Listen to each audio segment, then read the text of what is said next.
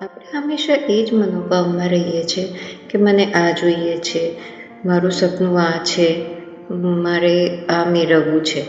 પણ અત્યારે જે આપણી પાસે એકચ્યુઅલમાં છે, જે વસ્તુ માટે આપણે પ્રયત્નો પણ નથી કર્યા અને આપણને મળ્યું છે, એ વસ્તુ માટે આપણે આભાર વ્યક્ત કરવાનું ભૂલી જઈએ છીએ.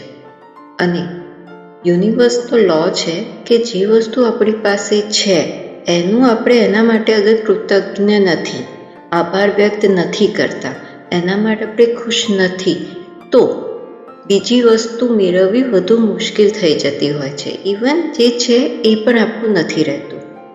તો આભાર એ બહુ જ જરૂરી વસ્તુ છે. અને આજના જીવનમાં આપણે બધા આપણને જે વસ્તુ ઇઝીલી મળી જાય છે એને આપણે ટેકન ફોર ગ્રાન્ટેડ લઈ લઈએ છીએ. એના માટે આપણે આભાર વ્યક્ત કરવાનું મનમાં પણ નથી આવતું. ભૂલી જવું તો બહુ દૂરથી વાત છે, મનમાં પણ નથી આવતું, કારણ કે આપણા માટે એ વસ્તુ ટેકન ફોર ગ્રાન્ટેડ છે કે આપણને ઓટોમેટિકલી બહુ સહજતાથી મળી ગઈ છે. તો આભાર વ્યક્ત કરવા બહુ જરૂરી છે. એનું કારણ છે કે આપણને આ જન્મ મળ્યો છે. આપણે ભગવાનને કહ્યું હતું ના, એ એમની મરજીથી આપણને આ વિશ્વમાં લાયા, આ કન્ટ્રી, આ પર્ટિક્યુલર સ્ટેટ, સિટી અને આ ઘરમાં આપણને જન્મ આપ્યો. માતા પિતા, ફેમિલી, જે પણ આપણને મળ્યું છે એ આપણા કયા પ્રમાણે નથી. ભગવાને એમની મરજીથી એ પોઈન્ટ ઓફ વ્યૂમાં આપણા માટે જે બેસ્ટ હતું એ આપણને આપ્યું છે. તો આપણી પણ ફરજ છે કે સૌથી પહેલાં આપણે એ વસ્તુ માટે આભાર વ્યક્ત કરીએ કે જે ભગવાને આપણને માંગ્યા વગર આપી છે.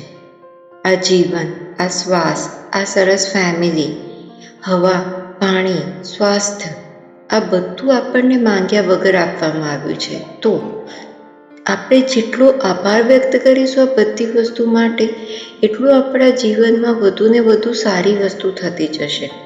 અને એક એક્ઝામ્પલથી સમજીએ. આપણા ઘરે કોઈ ગેસ્ટ આવ્યા અને આપણે એમનો આદર સત્કાર કર્યો, એમને માંગ્યા વગર પાણી આપ્યું, નાસ્તો બનાવ્યો. તો આ બધી વસ્તુ માટે એ વ્યક્તિ જ્યારે આપણો આભાર માને છે ત્યારે આપણને કેવું સારું લાગે છે. અને નેક્સ્ટ ટાઈમ આપણને થાય છે કે આ વ્યક્તિ ફરીથી આપણે ત્યાં આવે. ઇવન નેક્સ્ટ ટાઈમ જ્યારે આપણા ઘરે ના આવ્યા હોય પણ ફોન પર વાત કરે ત્યારે પણ આપણા વખાણ કરે કે તમે આ વસ્તુ બહુ સારી બનાવી, કે તમે બહુ સારો આદર સત્કાર કર્યો, કે કોઈ પણ તમારા જે ગુણ છે એ માટે તમને જ્યારે એ થેન્ક યુ બોલે છે કે તમારું વખાણ કરે છે ત્યારે આપણને કેવું સારું લાગે છે. સેમ વસ્તુ આપણે યુનિવર્સ જોડે છે કનેક્શન, સેમ રિલેશન આપણું યુનિવર્સ જોડે છે. તો યુનિવર્સે જે આપણને માંગ્યા વગર આપ્યું છે એના માટે આપણે રોજ જ આભાર વ્યક્ત કરવો જરૂરી છે.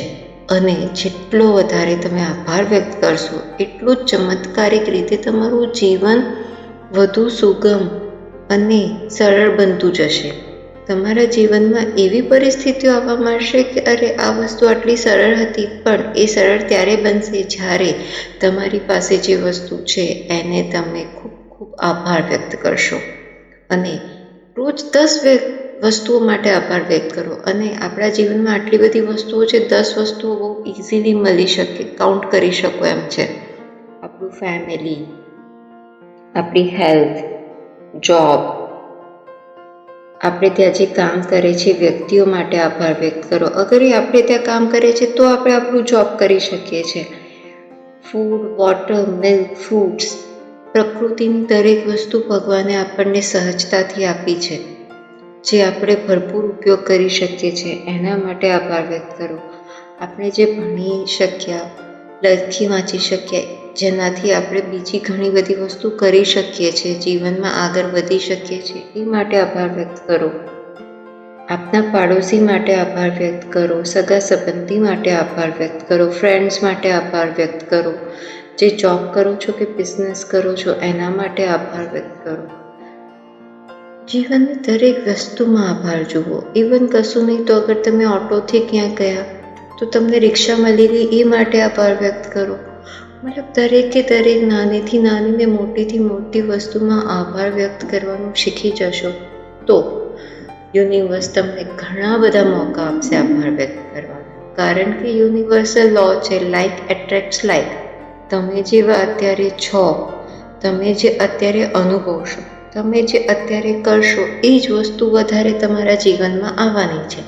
જેટલા વધારે ખુશ રહીને જેટલા આભારની વૃત્તિમાં રહેશો એટલું જ તમારું જીવન વધારે સરળ થતું જશે. અને બીજી બધી જે પણ તમારી ઈચ્છાઓ છે, જે પણ તમે મેળવવા માંગો છો લાઈફમાં, એ બહુ સહજતાથી મળી જશે.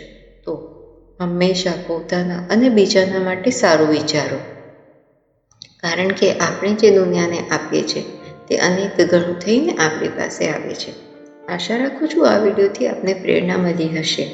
વિડીયો પસંદ આવ્યો હોય તો વિડીયોને લાઈક કરજો અને ચેનલને સબસ્ક્રાઈબ કરજો. આપનો કિંમતી સમય આપવા બદલ અને મને સાંભળવા બદલ આપનો ખૂબ ખૂબ આભાર. ફરી મળીશું નેક્સ્ટ વિડીયોમાં.